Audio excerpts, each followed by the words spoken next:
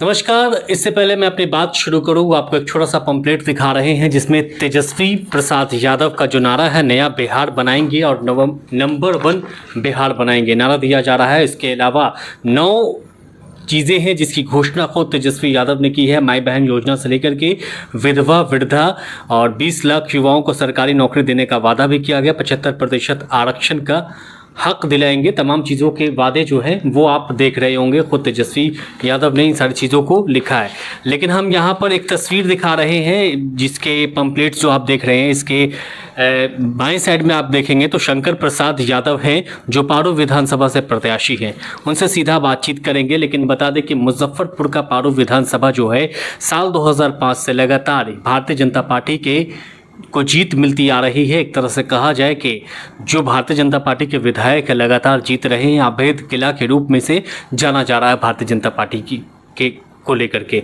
लेकिन साल 2015 में खुद शंकर प्रसाद यादव चुनाव लड़े थे, हार का सामना करना पड़ा। साल 2020 में ये सीट जो है कांग्रेस को चली गई थी और इस बार जो है शंकर प्रसाद यादव खुद मैदान में कूद चुके हैं। लगातार तैयारियां की जा रही है और जो घोषणा, जो मैनिफेस्टो तैयार किया जा रहा है राष्ट्रीय जनता दल की तरफ से, उस मैनिफेस्टो को ये भुनाने की कोशिश कर रहे हैं। जनता के बीच एक मैसेज भी देने की कोशिश कर रहे हैं कि राष्ट्रीय जनता दल लोगों के लिए, बिहार के लोगों के लिए कितना कुछ करने जा रहा है चुनाव में अगर जीत करके आते हैं तो तमाम चीज़ों पर चर्चा करने के लिए शंकर प्रसाद जी हमारे साथ। शंकर जी, आपका लाइव वीडियो में स्वागत है। चलिए, आपको भी आप आया, धन्यवाद है, और आपके दर्शकों को मैं प्रणाम सलाम अदा करता हूँ।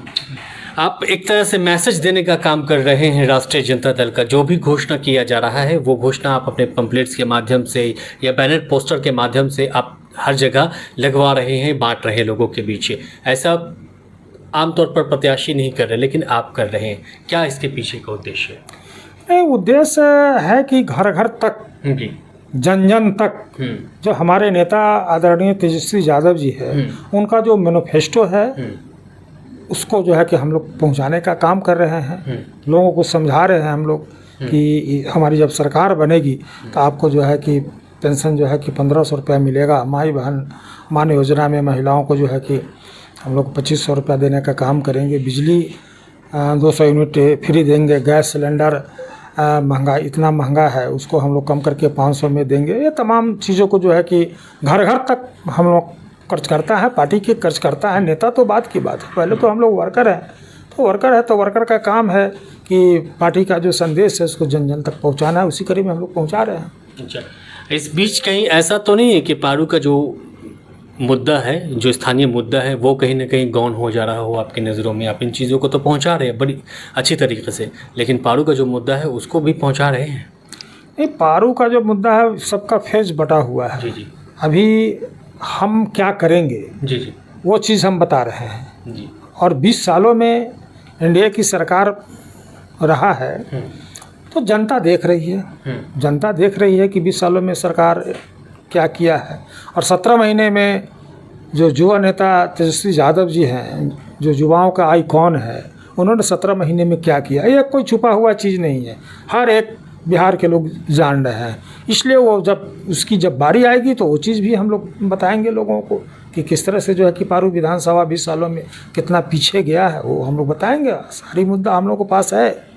पारू में महागठबंधन मजबूत क्यों नहीं हो पा रहा है? नहीं ना, मजबूत है। कैसे कह रहे हैं कि महागठबंधन मजबूत नहीं है? क्यों लगातार एक भी बार खाता नहीं खुला महागठबंधन का? महागठबंधन का खाता नहीं खुला, इसके पीछे कारण है।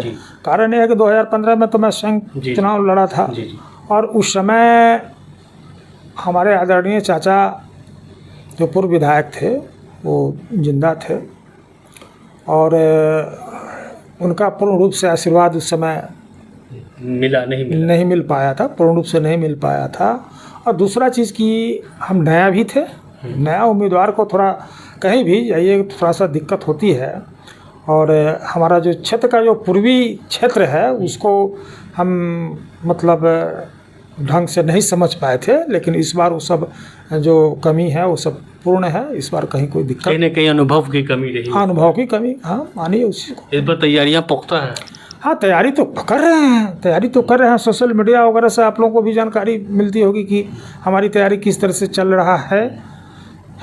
कोई ऐसा क्षेत्र है नहीं है जहाँ छूट रहा हो, जहाँ जनसंपर्क आपका नहीं पहुँच रहा हो?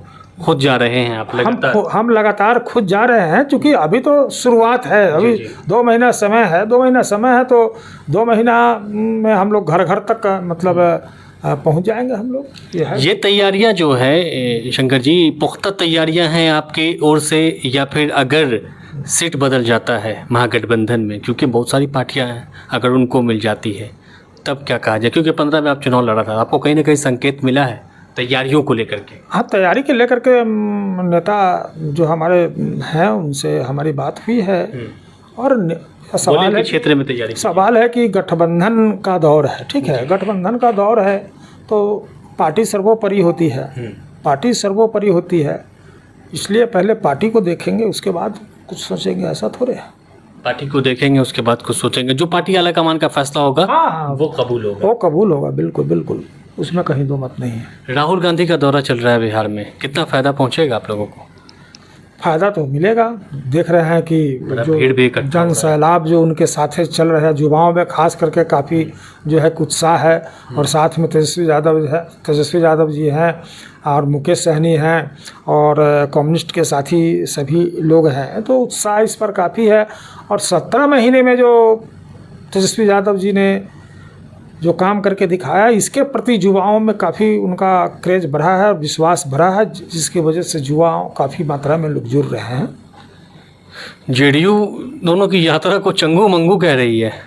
अच्छा देखिए, विपक्ष का काम है आरोप प्रत्यारोप लगाना, वो सब कोई बड़ी चीज़ नहीं है, आरोप प्रत्यारोप में लगाना काम है विपक्ष। अभी तो देख रहे हैं कि बिहार में लॉ एंड ऑर्डर का जो समस्या है कि आए दिन कहीं ना कहीं हत्याएं हो रही है, लूट हो रहा है, खसोट हो रहा है, भ्रष्टाचार है, सड़कें बन रही है, सड़कें बिखर रही है, पुल बन रहे हैं, पुल बिखर रहे हैं, कौन चीज़ है सरकार में? बिल्कुल हाँ, ये मानेंगे, ज़रूर मानेंगे कि नीतीश कुमार जी का शासन 2005 से लेकर के 2010 तक का शासन अच्छा था, हम लोग भी मानते हैं, उसमें कोई अच्छा कनेक्टिविटी भी हुई, सड़कों की कनेक्टिविटी हाँ भी हुई। हाँ, तो वो अच्छा मानते हैं, लेकिन 2010 के बाद जो भी उनका कार्यकलाप रहा है वो मतलब कहीं से सही नहीं है, और भ्रष्टाचार से तो लोग उबे हुए हैं।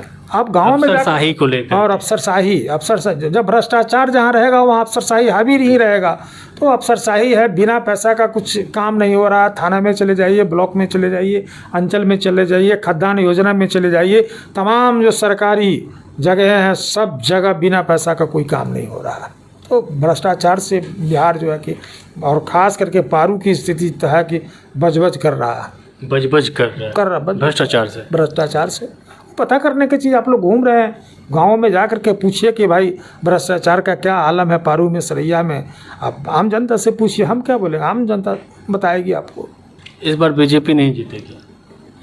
जनता मालिक है, जनता मालिक है, जनता सर्वोपरि है, और जनता, पारू की जनता करवट ले चुकी है, इसमें कहीं ये नहीं है। आप लोग घूमिए, सर्वे कीजिए। SIR को लेकर के जनता का क्या रिएक्शन मिल रहा है?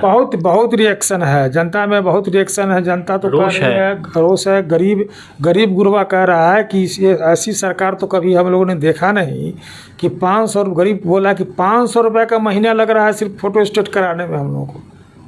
अच्छा। ये स्थिति है। आपकी इधर से भी नाम कटा, क्योंकि आप फोन पर बातचीत भी कर रहे थे, नाम कटा आपकी तरफ से भी?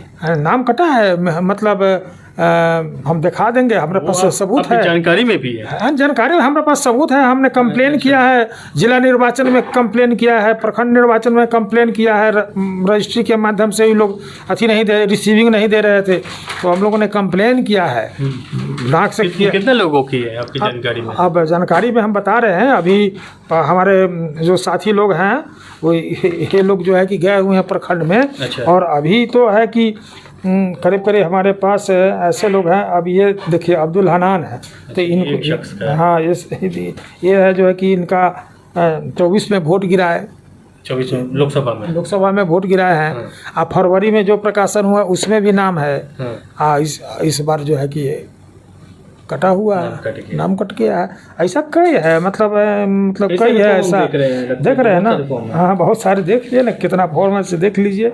और फिर हम लोग ढूंढ रहे हैं, अभी भी हम लोगों का वर्कर जो है BLA-2 पार्टी का जो है वो लोग काम में लगे हुए जहाँ तहाँ ढूंढ रहे हैं। अभी भी निकला है, करीब 10 से 12 निकला है, तो प्रखंड कार्यालय में लोग जा करके आवेदन रिसीव करा रहे हैं। अभी तो आपके सामने में हमारी बात हुई है। अच्छा, पारू की जनता से क्या वादा कीजिएगा? ये तो आपकी सरकार का वादा हुआ, राष्ट्रीय जनता दल का वादा हुआ, इंडिया गठबंधन का वादा हुआ। बतौर पारू के एक प्रतिनिधि के तौर पर अगर जीत कर आते हैं तो पारू की जनता के लिए क्या कीजिएगा?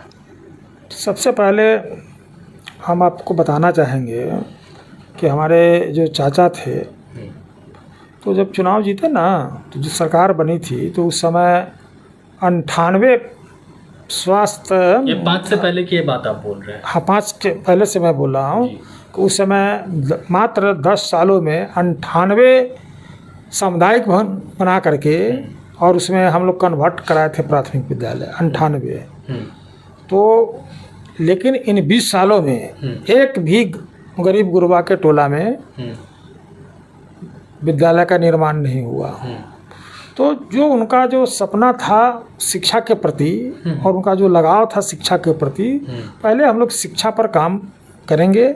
जो हमारे गरीब बच्चे हैं और मेधावी हैं और वो पैसे के अभाव में उनको किताब नहीं मिल पा रहा है, चाहे फीस नहीं मिलता हो, जिसकी वजह से वो पढ़ाई छोड़ देते हैं, चाहे दूसरी तरफ उनका दिमाग डाइवर्ट हो जाता है, तो वो सब चीज़ पर हम लोग काम करेंगे। इस पर शिक्षा के क्षेत्र में, शिक्षा के क्षेत्र में जो शोषित पीड़ित जो वंचित हैं, चाहे वो जाति बिरादरी कोई भी हो, मतलब सभी समाज, चूँकि हमारी पार्टी बोलती है कि हमारी पार्टी A to Z की पार्टी है, और उन्होंने करके भी देखा, इसलिए सभी समाज को हम लोग ले करके चलेंगे और सभी समाज के जो मेधावी बच्चे हैं, कमज़ोर हैं आर्थिक दृष्टिकोण से, उनको हम लोग मदद करके आगे बढ़ाएंगे।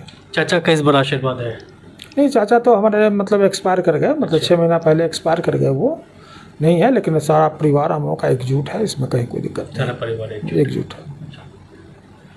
इधर शंकर प्रसाद यादव पारू विधानसभा से राष्ट्रीय जनता दल के संभावित उम्मीदवारों की सूची में से हैं और लगातार प्रचार प्रसार कर रहे हैं, जनसंपर्क अभियान कर रहे हैं, और साफ तौर पर यह कहना है कि अगर पारू से जीत करके आते हैं तो सबसे पहले शिक्षा के क्षेत्र में काम करेंगे, क्योंकि इनके चाचा का जो सपना अधूरा रह गया था उसे पूरा भी करना है। अब देखने वाली बात यह होगी कि पारू में किसी सीट मिलता है और कौन पारू का विजेता होता है, ये भी देखना दिलचस्प होगा।